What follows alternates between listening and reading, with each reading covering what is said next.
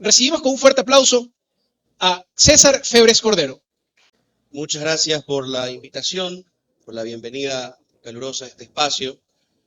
Un gusto compartir foros como estos con personas como Pamela, que nos acaba de dar una charla bastante técnica, pero importante, que nos confronta a realidades que de verdad tenemos que interiorizar. Cuando hablamos de política en un país limitado de recursos, pobre como es, al menos los recursos que realmente explotamos y levantamos de la riqueza natural que tenemos, decimos, ¿por qué gastamos tanto en la política? Tan caras son las elecciones. Sí, pero la política tiene un costo. No digo que sea la solución indicada, necesaria, plantear segundas vueltas como en Francia hacen para prácticamente todos los cargos. Bueno, ya lo hacen por lo menos en el legislativo, traerlo acá en el caso de las seccionales, pero son cosas que tenemos que estudiar. Son cosas que superan las pasiones políticas del momento y construyen un marco sobre el que luego las ideologías políticas pueden competir.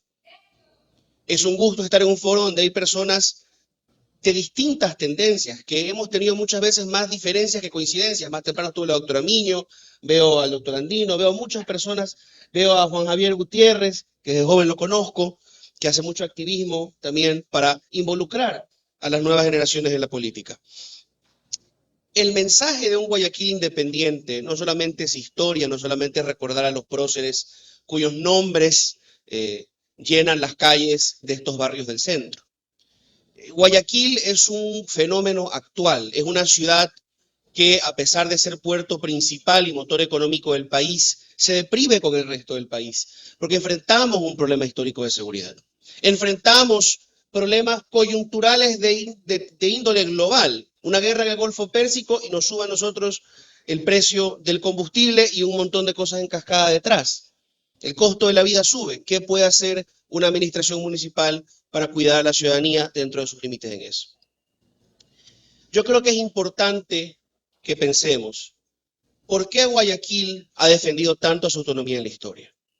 El Ecuador nace como una república fracturada desde el inicio. La conexión entre la capital, Quito, y la ciudad de Guayaquil era complicada. Los caminos en la época colonial eran básicamente, digamos, una ruta para los que hoy hacen aventura. Firmaban testamentos quienes iban a litigar a la capital o quienes iban a hacer comercio allá por miedo a no regresar a sus casas. Y en cambio nosotros para llegar a Lima podíamos tomar un bote que era más rápido y seguro. En Cuenca, otra realidad. En Loja, otra realidad. Y el Ecuador luchó por unirse y cada ciudad y cada provincia por ser parte de ese país. Sin embargo, las administraciones centrales muchas veces dejaron a la ciudad relegada. Y los guayaquileños empezaron a crear instituciones para cuidarse a sí mismos. Entre esas, no perfectas, pero parte de nuestra historia guayaquileña, por ejemplo, conocerán la Junta de Beneficencia, la Junta Cívica que veo casi extinta, cámaras, gremios, etcétera. Pasan las décadas y se fortalece el Estado ecuatoriano y se conectan las ciudades. Y por más de que aún haya centralismo, aún haya regionalismo, pues somos un país más unido. Y empiezan a haber presidentes que dicen, bueno, ya ese modelo quedó atrás. El Estado central puede y debe atender. No tiene por qué todo irse a los municipios o peor, a privados y fundaciones. Y empiezan a tener discrepancias sanas, honestas, pero difíciles entre modelos. Pero yo creo que teniendo una visión más estatista o más abierta a las actividades filantrópicas, una visión más de izquierda o más de derecha, todos podemos valorar la importancia de la descentralización y la autonomía. Y todos podemos apreciar la importancia de las instituciones que se han construido sobre aquello. La Municipalidad de Guayaquil asumió un aeropuerto y podemos tener nosotros posturas distintas sobre la conveniencia de quedarnos acá, irnos a Daular o irnos a Taura. Podemos nosotros sospechar de los intereses de quienes defienden, quizá con un terreno para ir por allá, a Daular o a Taura. Pero no podemos permitir que lo que Guayaquil tomó para sí y que lo que Guayaquil encontró quebrado y lo llevó a generar cientos de millones de utilidades, se pierda. Y uno no debe ser por eso necesariamente defensor de un alcalde o de un presidente, enemigo del alcalde o enemigo de un presidente, sino un guayaquileño que sabe que algo se consiguió.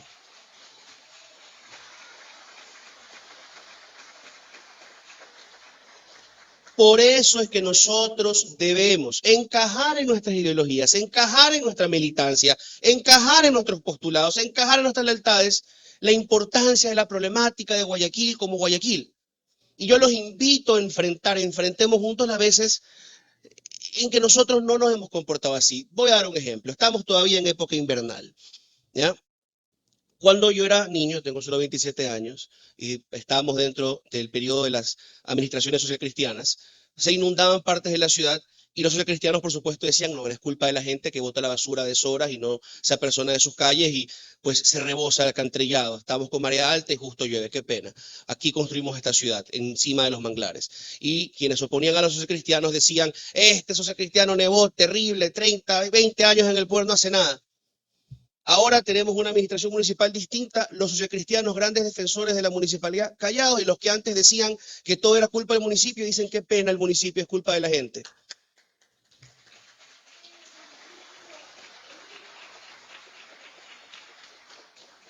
Preguntémonos, ¿hemos enfrentado con honestidad los problemas de la ciudad? Tenemos que saber ser críticos contra todos primero, para luego invitar a los políticos a buscar ideas comunes y decir, no importa si son lista 1, 2, 3, 4, 5, 6 o 600, si ustedes van a venir a Guayaquil a hacer política, nosotros les vamos a pedir que defiendan a la ciudad.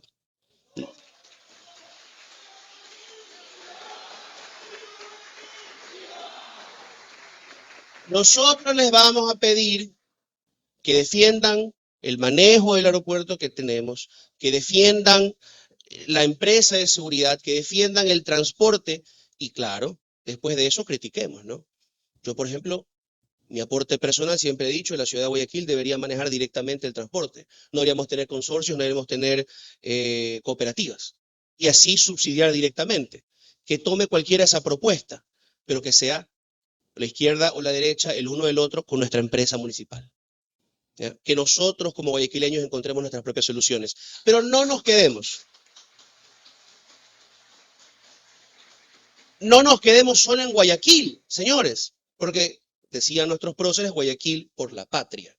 Esa fue la causa por la que se fundó la provincia libre y su división protectora y por la que derramaron su sangre muchos guayaquileños, por una patria más grande que solo esta ciudad. Cuando nosotros pensamos en otros autonomistas que quizá no usan esos términos, podemos encontrar el ejemplo de las comunas, tanto en la costa como en la sierra como en la Amazonía. Pueblos y nacionalidades indígenas que exigen su derecho a una forma de autogobierno. Hemos nosotros tendido puentes, a pesar de nuestras diferencias en un montón de temas de índole nacional, sobre la importancia de reconocer las autonomías de esa forma o de la nuestra. Pues yo creo que tenemos que hacerlo. No todos coincidimos con los federalistas, pero el mejor laboratorio para una futura idea de federación son municipios que realmente puedan asumir competencias mayores. Son los distritos metropolitanos que no se han llegado a crear. Lo de Quito es un experimento a medias y Guayaquil nunca se ha acercado a eso, más allá de ponerle el membrete de metropolitano a una u otra institución. Lo que nosotros experimentamos en Guayaquil y lo que podemos construir mejor, se puede y se debe reproducir en otras conurbaciones. Machala y el norte de la provincia del Oro, Manta y los cantones colindantes. Y así como en Guayaquil tenemos al lado a un Durán que no tiene agua, en Manta tienen un Jaramijó que no tiene agua. Y así como en Durán hemos tenido un partido gobernando por décadas, en Jaramijó también han tenido por años a otro. Pues se trata entonces de poner primero las causas.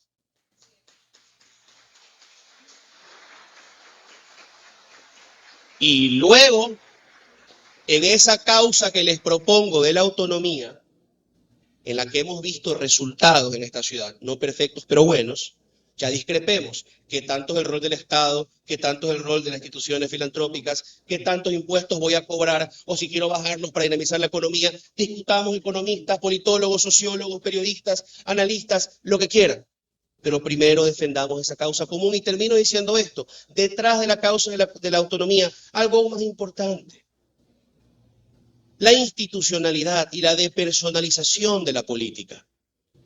Si los políticos quieren entre ellos pelear hasta el final, que no está bien, no debería haber persecución, no debería haber pugnas donde se rompan todos los esquemas morales. Pues si lo quieren hacer está bien, no podemos resolver todo en un día, en un año, ni siquiera en una década, pero empecemos pidiendo que no toquen a las instituciones. La ley como existe las autonomías como ya existen, las corporaciones municipales como ya existen.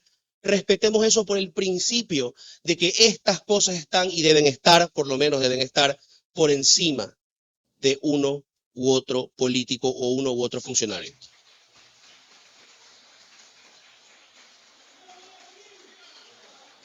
Así que no tengamos miedo a tener puentes, no tengamos miedo a coincidir a pesar de nuestras diferencias.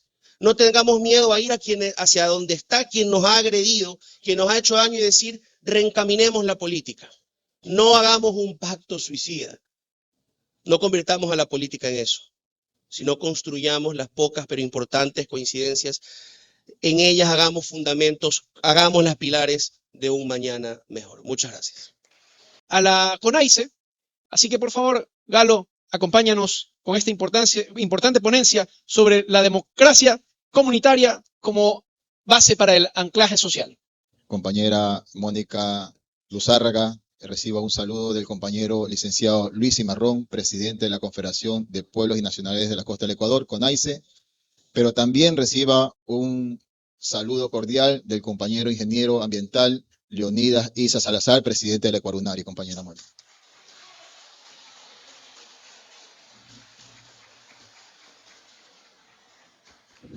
Yo en realidad me voy a dedicar. Hay dos hechos fundamentales para la ciudad de Guayaquil en el último periodo de gobierno 2023-2029. Se dan dos hechos fundamentales sobre mi ponencia. Uno, que hay un continuismo del irrespeto del gobierno de la ciudad a la primera y única comuna urbana que nos queda Guayaquil, que es la comuna San Pedro de Chongón.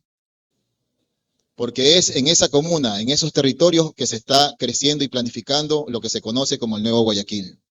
¿Y cuál es el irrespeto fundamental? La transitoria 14ª del COTAD establece que donde existan comunas urbanas y el municipio esté decidiendo sobre esos territorios, automáticamente la autoridad comunal se vuelve parte de esas decisiones dentro del Consejo Municipal. Eso dice el COTAD. Ni la anterior administración del anterior gobierno de la abogada Cintia Viteri, ni la anterior administración que le precedió a esa del abogado Jaime Nebot, ni siquiera tampoco muchos de los que estuvimos en el proceso de transición y que vimos con mucha ilusión que no se dé el continuismo del irrespeto de la democracia comunitaria, a pesar del esfuerzo que hicimos de comunalizar los esfuerzos de lo que en un momento se llamó la Alcaldía Ciudadana de Guayaquil, hubo retrocesos. Hasta se eliminó la categoría ciudadana de Guayaquil. ¿Y por qué?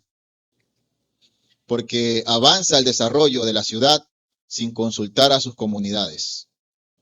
Y en una ciudad que no se consulta a las comunidades, sino que se arrebata sus tierras violentamente, no puede haber desarrollo en la ciudad, un desarrollo justo y equitativo. Eso como una entrada. Y ahora la democracia liberal, yo quería hablar sobre eso. Hay otro hecho, el municipio de Guayaquil en el 2011 aprueba una ordenanza de participación ciudadana. Quiero ser muy claro, el COTAD establece, ahora poco en la reforma de San Borondón, se ajustó mucho más la rigurosidad de la disciplina fiscal sobre el 30-70. 30% del gasto corriente, 70% gasto de inversión. Así se comporta la distribución de un presupuesto de un gobierno.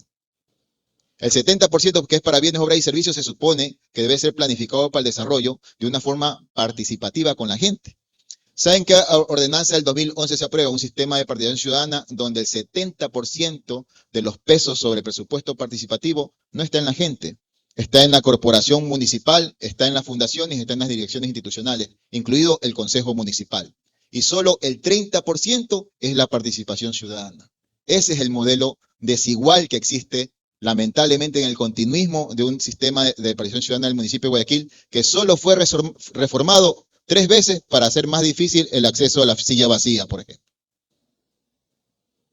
Entonces son las cuestiones que nosotros debemos de reflexionar. Y en esos dos antecedentes voy a hacer una cuestión un poco más general. Hay una lámina, Andrés, unas láminas que te di para que pongas. Pues en tal caso quiero comenzar haciendo una distinción necesaria. Vengo a despartidizar, pero sí a comunitarizar la noción de democracia. Tan venida menos por nuestro tiempo. Y digo venida menos porque en las coyunturas sucesivas neoliberales no han ayudado mucho a cimentar la fortaleza de la democracia comunitaria, sino hay una contradicción mucho más profunda y grave, y quiero que me escuchen. Es el agotamiento civilizatorio de la propia democracia liberal como proyecto histórico. La democracia liberal es un viejo joven que lleva décadas esperando que le envenene el comunismo, le mate y le envenene el socialismo, incluso los conservadores. Eso viene esperando la democracia liberal. Pero la verdad agobia y es otra. Esta democracia liberal, que es ese viejo joven, ha sido su propio hijo quien le ha traicionado. Ha sido que le ha escondido. Ha sido que le ha maltratado y le ha olvidado. Han sido estos gobiernos neoliberales, dictadores, déspotas, que han maltratado a su padre, que es la democracia liberal. Y eso no se le puede librar de responsabilidades a la democracia liberal, creyendo construir el policlasismo y el pluralismo. ¿Qué está diciendo la Bogotá humana de Petro? ¿Qué está diciendo ahora que sale el proyecto de pacto histórico y releva en las complejidades que cada vez se parece Ecuador más a las complejidades de Colombia? Que llamar mucho al pluralismo y a varios sectores y un proyecto concreto de ciudad pasa lo que ya está pasando con una alcaldía ciudadana de Guayaquil, que prácticamente con los pactos con el Partido Social Cristiano se terminó desplazando la Revolución Ciudadana del municipio de Guayaquil, y eso nadie lo quiere decir. Y los que tuvimos allá adentro, vimos cómo fueron marginados los procesos de izquierda, los procesos comunitarios, los procesos con larga data de proyecto de democratización de la ciudad. Y yo espero, compañera abogada, que usted tenga la suficiente madurez y la suficiente alianza con muchos sectores productivos, comunales, federativos, de profesionales, para no permitir más continuismo en la ciudad de Guayaquil y que realmente sea esa Guayaquil humana, comunitaria, liberal, socialista que necesita el Guayaquil.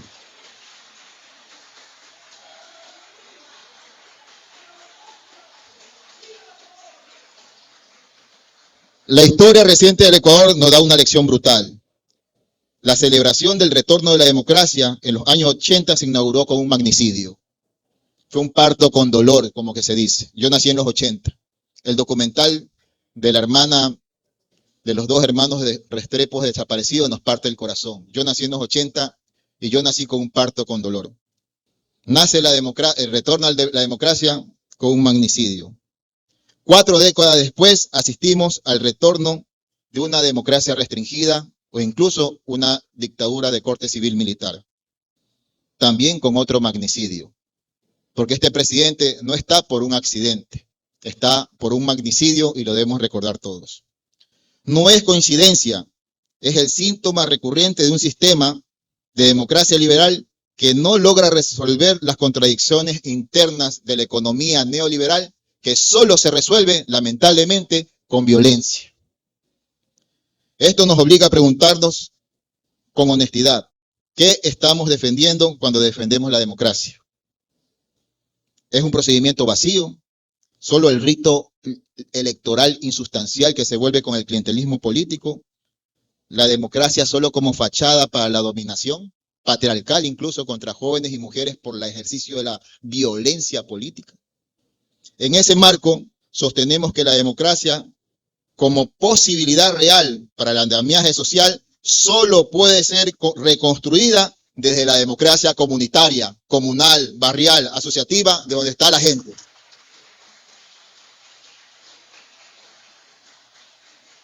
Porque solo la democracia comunitaria, barrial, comunal, presenta esos elementos regenerativos del tejido social. Construye decisiones colectivas desde una relación radicalmente diferente con el poder. Ese poder de corporativo, sectario, marginador que se presenta en los partidos políticos en campaña electoral. Existe una correlación profunda, comprobable históricamente en la teoría política, entre el ejercicio dominante del liderazgo autoritario, que es muy violento, y la disminución progresiva de los espacios de convivencia donde se comparte y resuelve problemas comunes y se busca soluciones comunes. En una comuna donde los jóvenes y mujeres no quieren entrar a esa comuna porque ya han sido presos comuneros por el tráfico de tierra, sea porque el comunero es traficante de tierra, o sea porque el empresario va a quitarle y va a meter presos comuneros de tierra que no le pertenece a ese empresario, eso no crea paz para la ciudad, ni le va a crear paz al empresario porque no está cogiendo tierra que sea legítimamente del empresario, ni tampoco le va a dar paz al comunero, que lamentablemente también está vendiendo tierras comunales. El caudillismo patriarcal solo puede ser controlado y finalmente vencido por algo que nosotros conocemos en los procesos comunitarios, que es el sujeto colectivo, es la comunidad, es su asamblea, es Olón en su asamblea diciéndole no a Álvaro Noboa para que destruya el manglar. Eso es la democracia comunitaria, compañeros.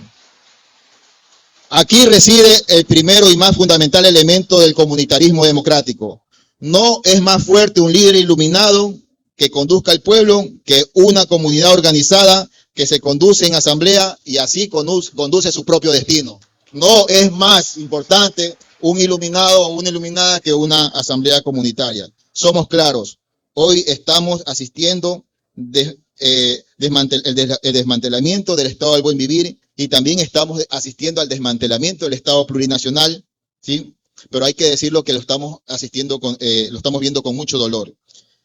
Y estos no terminaron de nacer, no terminó de nacer la democracia descentralizada, no terminó de nacer la desconcentración del Estado, y hoy este patriarcado déspota vuelve a centralizar el Estado, afectando la autonomía de Guayaquil, y eso los guayaquileños no se lo vamos a permitir.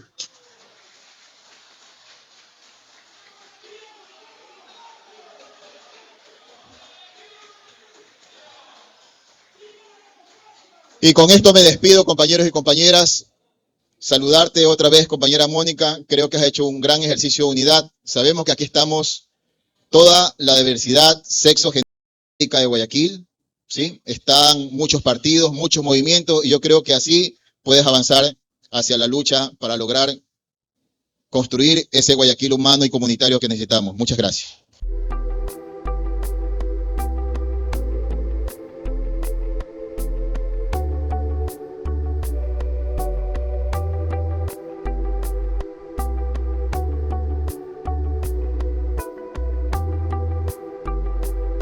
Ojalá y aparecieras antes de perder la conciencia, antes de empezar esta botella. Ojalá se pudiera en un suspiro borrar mi memoria.